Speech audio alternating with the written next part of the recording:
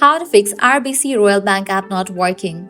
Let's get started. Solution 1. Update the app to its latest version. For that, launch your App Store or Play Store. Now at the very top, you're gonna see the search box. Type in the app name RBC and then search for it.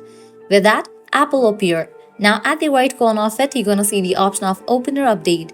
If you find the option of Update over here, just click on it and update the app to its latest version. Then you can check whether your problem has been solved or not. Solution 2. Clear cache for the app. For that, launch your settings, scroll down, navigate to the option of General, head over to the option of iPhone storage. Make sure you have enough storage in your device. If not, you can delete the unused apps. Now find the app RBC, then open it, click on Offload app, click on Offload app. Offloading app clears cache for the app. Now click on Reinstall app. Once completion of reinstallation process, you can check whether your problem has been solved or not.